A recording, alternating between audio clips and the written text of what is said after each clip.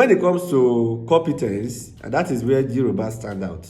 Yoruba people, even though if you are from their tribe and you are not qualified, you are not going to get the job. You are not. Yorubas will prefer to follow competence than tribe. But how many tribes in Nigeria are doing that? I have not seen any. Other tribes in Nigeria followed this tribalism of a thing, nepotism of a thing. But Yorubas will still go for competence. In fact, Yoruba man will prefer to pick an Hausa man for a position if he's competent than picking a Yoruba man, because we are liberal, we are well educated, and we don't look at things from that angle. Most times, Yorubas are the only tribe that will select people based on competence.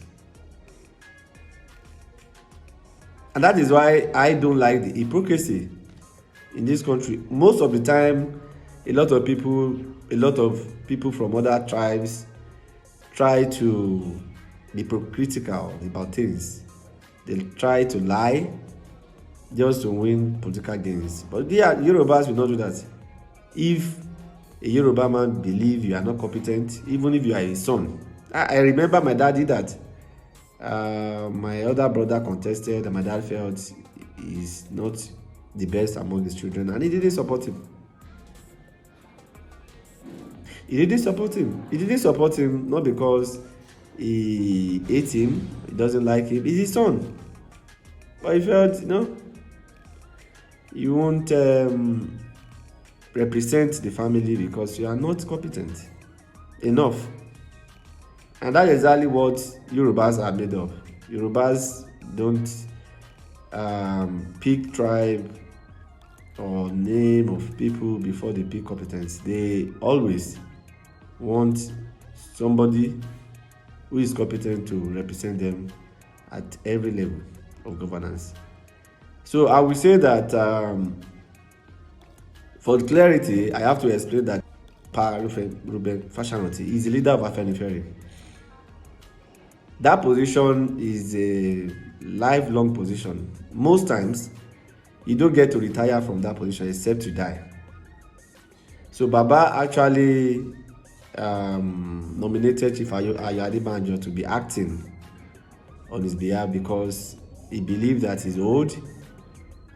And by the way, there are just like 2 years difference between both of them. So he believed he's older and he couldn't be more active. That's why he requested Chief Adebanjo to be the actor. And that is why till today he's acting.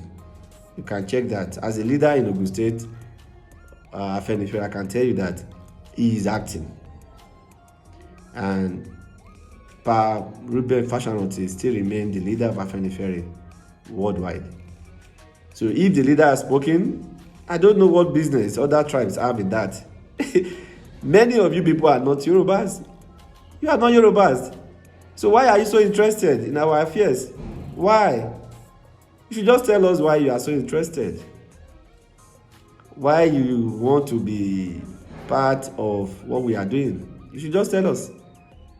So if you are not a Yoruba man, or even if you are a Yoruba man, if you are not a member of Afenifere, I don't know why you are so interested. Why you suddenly become interested in the affairs of Afenifere.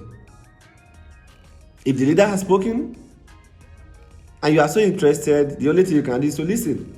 You cannot come and try to want to change things because it's not favoring you.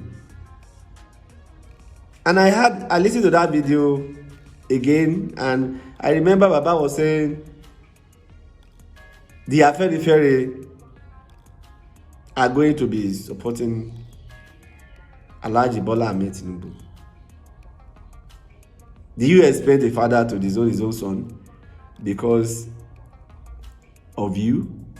You expect a father to say, oh, he's my son, a brilliant son for that matter, a brilliant son, an intelligent son, a successful one for that matter, to say, hey, this is my successful son, I don't want him. Maybe I will come and support your own son that is carrying gun around, tormenting people in the southeast. So the natural thing to do is just to accept it. If you don't like it, that is your problem. Yes, that is your problem. It's our own. So don't try and are into a discussion that is not yours. It should not interest you. It's a family affair, and we are going to resolve it. And I am sure that the differences between Bola Ahmed Tinubu and Chief Adebanjo are going to be resolved. I love both of them. I love Chief Adebanjo. I love Bola Ahmed Tinubu. And I love Fasoranti. They are fathers.